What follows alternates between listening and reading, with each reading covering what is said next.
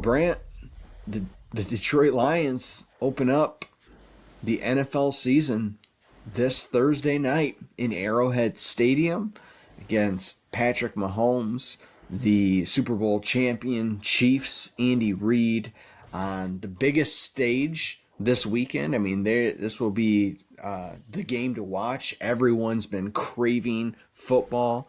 And there are some people that are just NFL junkies. Like, they don't want anything to do with college football. Like, this is when football starts for them, and the Lions get that stage. So, the stage is big. The lights will be bright.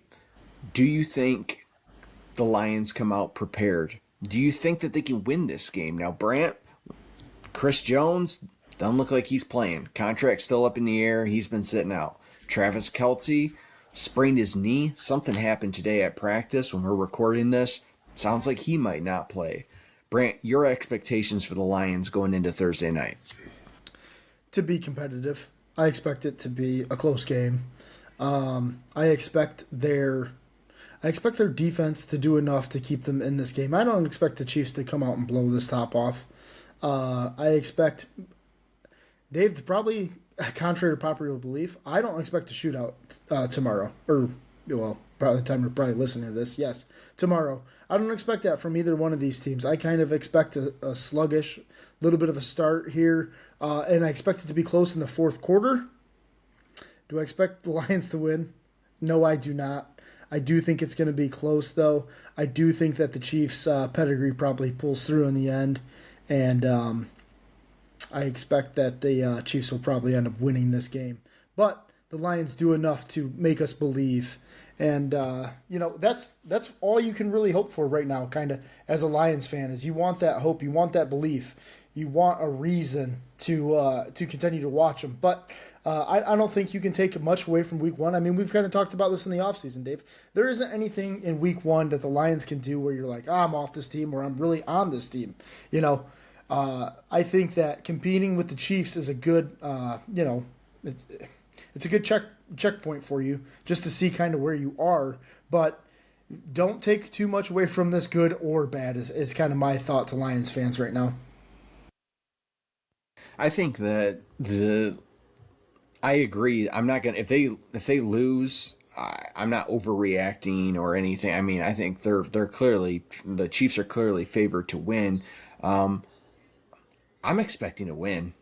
I know that I have been on the Lions hype train and been laughed at, spit on, kicked. No, I'm just kidding. No, I think everybody's pretty high on this team, but I just go back, so now you're telling me that their best defensive player and their best offensive weapon outside of Patrick Mahomes aren't playing. Am I going to be pounding the table if they don't win the game? No. Do I think they will keep it close? Yes, and they should keep it close. To be honest, I am concerned if they go out there and are unprepared and get the top blown off in Arrowhead Stadium. I don't love that. I don't love the start to that season. I'm not saying it's death to the season by any means, but it'll be disappointing. They've had all off season to prepare. I think the team is ready. One of the question marks that I have, Brant, is look at Patrick Mahomes, for example. He took preseason reps, even if it was a series or two. I'm slightly concerned that we have not seen the O-line play at all. I get the health factor. I'm more concerned I haven't seen Jared Goff play. Jared Goff hasn't earned the right in this league to just not take any preseason snaps.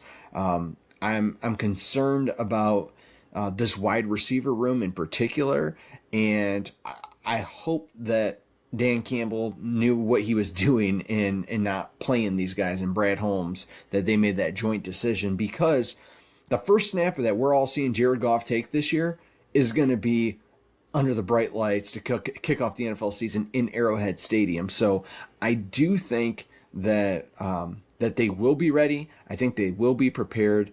I think they have a real chance to win this game, and they've got a chance. So the hype train is rolling right now. The people in the city are excited. You go out and win that game in Arrowhead Stadium Thursday night, it's going to be insane around here. And I'm excited for it, because I do think that even just looking at the first 4 games of the season, Brant, you've got Chiefs, with pretty good potential loss. You've got the Seahawks, who were a playoff team last year. Now that is a home game. And then you've got Atlanta and Green Bay. At worst, it's 2-2. You go any worse than 2-2, I'm a little bit concerned and a little bit like, yeah, there were some things that went wrong here. But Brant, a win in Arrowhead would be absolutely huge for them. I think they can do it. I think we're selling them short if we think that they just need to compete, or that we'll be happy if they compete. Like, there aren't any moral victories in the NFL. I think that from a talent standpoint, they should be right in the thick of it. And if Dan Campbell is who we think he is, if Ben Johnson can scheme the way we think he can scheme, and the additions to this defense that were made in the offseason through the draft and through free agency, if we believe in it like we did at the time, they should be able to compete with the best of the best, in my opinion. So I think that Thursday night is going to be exciting. I'm a little nervous for it. I hope it goes well, but I think that this team has what it takes. And so I guess my question for you, Brant, from a divisional standpoint, is looking at the NFC North, looking at the quarterbacks in the division right now. There is no more Aaron Rodgers, but you've got Goff, you've got Fields, you've got Kirk Cousins, and you've got Jordan Love, who's kind of an unknown to a certain extent. Do we have the best quarterback in the division? Oh, man. I love this question because I think it comes down to two guys. And it's even tough with that because I think that Kirk has been so consistent for so long that him and Jared Goff are kind of in the same vein a little bit. But I think Justin Fields, his dynamic playmaking sets him apart from the other two. And Jordan Love, you're right, Dave. He's a complete unknown, and I would like to stay away from him at all, if all possible. But I just love the way that Justin can either run the ball or throw the ball, and now they're kind of building that offensive line for him, which is kind of nice to see from the Bears' perspective. They went out and got him a DJ Moore, Darnell Mooney's still there, Cole Kmet, a good tight end. If they can get the running game and kind of get some zone read going, some mesh going, I could see Justin Fields really being in the MVP race. I think that's a legit possibility for them. I don't see Kirk Cousins or Jared Goff ever kind of tossing their hat in the ring of MVP just because they don't do it with their legs. To say that we don't have the best quarterback in the NFC North, I could see it either way, to be honest with you. And I hate being so wishy-washy on it, but I would say right now, we're going to find out this year who the best quarterback in the NFC North is, because now that Aaron Rodgers has moved on, it's time for a new king to take the throne of the NFC North, and it's kind of up for grabs this year, Dave.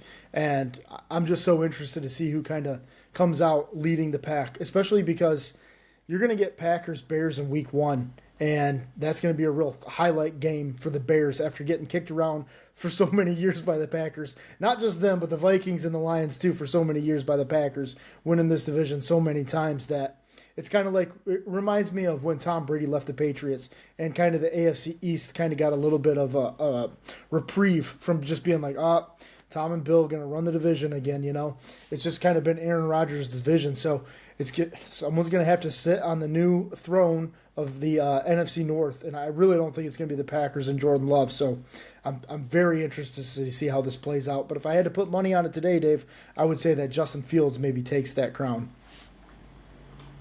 Yeah, I think just Fields' ability to extend plays with his legs and make plays and be a dynamic playmaker gives him the highest upside, for sure. I don't think that's even a question looking at the group. I don't know.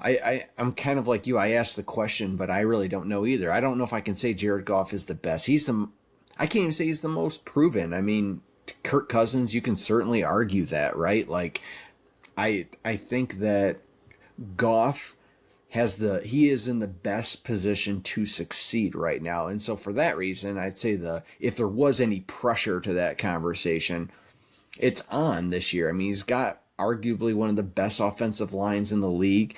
He's got a solid running back in David Montgomery, a 12th overall pick in Jahmyr Gibbs, another weapon. a top 10 wide receiver in the league in Amon-Ra St. Brown. They just spent a second round pick on Sam Laporta. I know the JMO things we won't know for a while.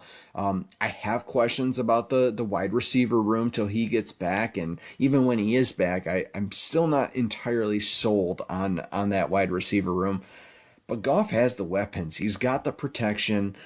He's got a great play caller that was an almost head coach this year in Ben Johnson. And so he's got the keys right now to take this thing and make it his own and really cement himself. Because I think one thing that's interesting, Brant, with the Lions is there was so much, and there's still so much love for Matthew Stafford. And Matt Stafford could do no wrong in his time in Detroit. And, it doesn't matter. They never won a playoff game. I get it. I mean, he was likable. He was a gamer. He was all of those things. Led them to some great wins, but never got it done in the postseason.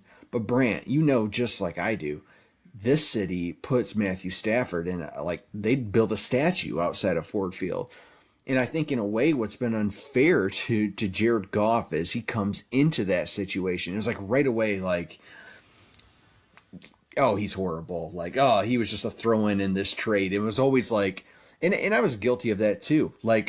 So who's next after Goff? Who's the long-term answer? Because it can't be Goff. Well, I mean, why can't it be? I mean, I think that's what we're going to kind of find out this year. I know they've got Teddy back there. I mean, he's a backup. Who knows with Hendon Hooker what the long-term vision is there.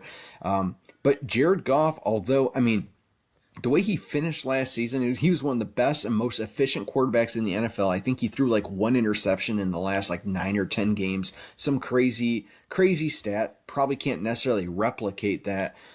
But if he can be that Jared Goff and understand what he is good at, and knows he doesn't need to be the guy that's chucking it, 40 yards downfield, and I think if he can play to his strengths in that offense that I'm sure that Ben Johnson has designed for him to be successful, Jared Goff could have a really, really good season. And I'm curious what it will take, and maybe that's a question for you, Brant.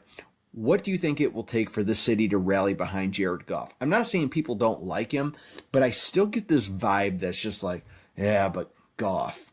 Nobody knows because it's Jared Goff, and people just aren't fully bought in yet. And nobody knows, 2 years from now, who's the starting quarterback of the Lions?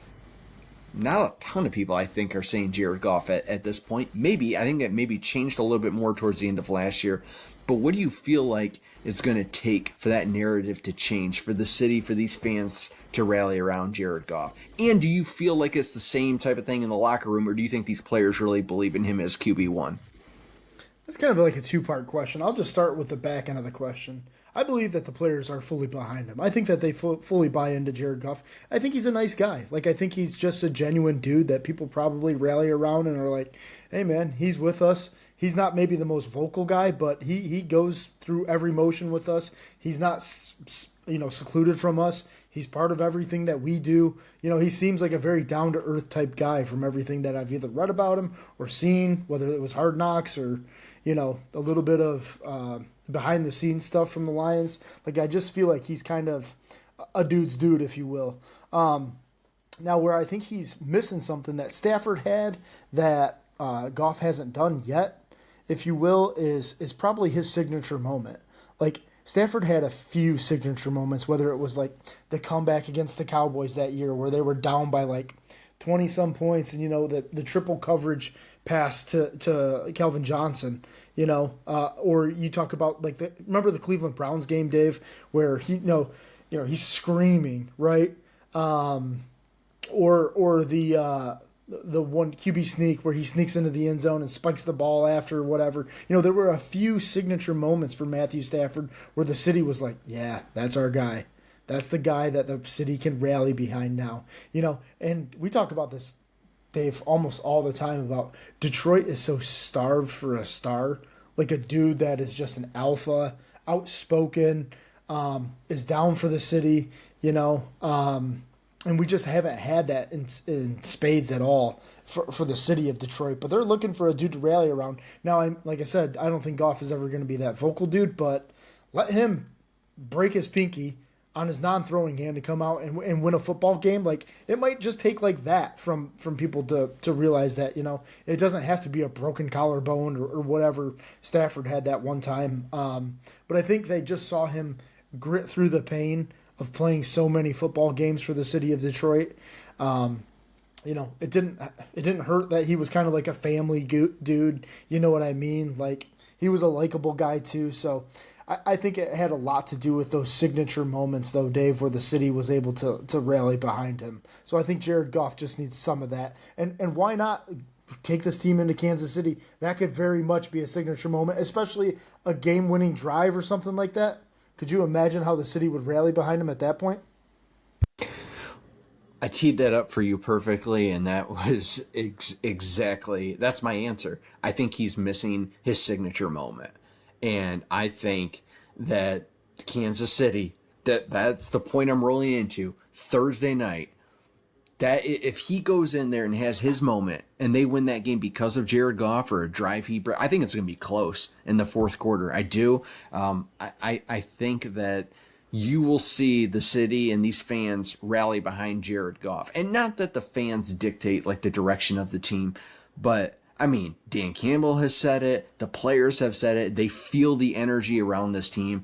If they can, if everybody can get behind Jared Goff, man, it's going to be a heck of a season. I really do believe that. So, Brant, quickly before we get into the bets, give me your last 30-second spiel. What's happening with the Lions this season? I'm throwing you for a curveball. It's not in the agenda. What's your record prediction? What happens in the postseason, if there is one, for the Detroit Lions? How dare you? You don't prepare me for this at all. Wow. Some co-host you are. Dave, I'm going to roll with, I've been kind of split on this, but I very much feel 10-7 would be this team's ceiling. And it's going to sound crazy to say, but I think their floor is like 9-8. So I think they very much fall into the wild card position. I don't think that they end up winning this division. I think that they are right there. I say they're not going to win the division, but I also feel like the Bears or the Vikings are also going to be 10-7 or 9-8. So I think it's going to be one of those whoever has the tiebreaker against the other one type of situation. So why I say that I don't think they'll win the division, I think it's like a 1A, 1B type of deal for the Lions this year. I don't think that they come out and just win like 12 games. Do they make the playoffs? Yes, I do. I think they make the playoffs. I don't. Do they win a playoff game in the wild card round in your scenario? No. Okay. All right, I'm on the surprise that nobody who's listened to the podcast this year. I'm they're going to the Super Bowl. We got it, Dave. You don't have to go. Easy. I'm the opposite here. I think I'm not too far off from the record prediction. I'm going to go 11-6 for the Lions. I think they do. I think 11-6 gets it done. I think they win the NFC North. I think that they host their first playoff game at Ford Field, and I think they win a playoff game this season. I won't go beyond that. I'm not claiming NFC champion or anything. I think that's got to be the goal. I think it's a realistic goal. I've been saying that for a very long time. But I think this is the year that the Lions break through. Not only do they make the playoffs, but they win the division, they host a game, and they win a playoff game. And I think that Dan Campbell, forever a hero in the city of Detroit. Dave, who's their biggest competition? Do you think it's the Bears or do you think it's the Vikings? I do not think that it is. I don't think I'm not worried about the Vikings. I'm really not. Okay. I think it's probably the Bears for me, just because I feel like Justin Fields. I just don't know what kind of season he's about to have, and I feel just in my gut that he's about to make that leap this year, and like a Jalen Hurts type of leap, where you're like, whoa. He started last year, like really turning it on. And I mean, we're talking about 100-yard plus rushing games where it was like he looked kind of unstoppable at some points. I don't think unstoppable for the entire game, but at some points there were some drives that you were like, dang, he looks unstoppable. Yeah, absolutely. Last thing I'll say on the Lions, and we'll transition out of here. keep an eye on that defense. I think that defense is going to end up being a sneaky good defense this year. From where they've been to where they are now, this is Brad Holmes' team. This is his roster. These are the guys he drafted. These are the free agents he's brought in. Aaron Glenn is back. I think they're going to have a sneaky good defense. Aiden Hutchinson in year 2. I think the year after he'll really make that leap in year 3. But just keep an eye on that defense. I think it's an underrated part of this team that we're not talking about. But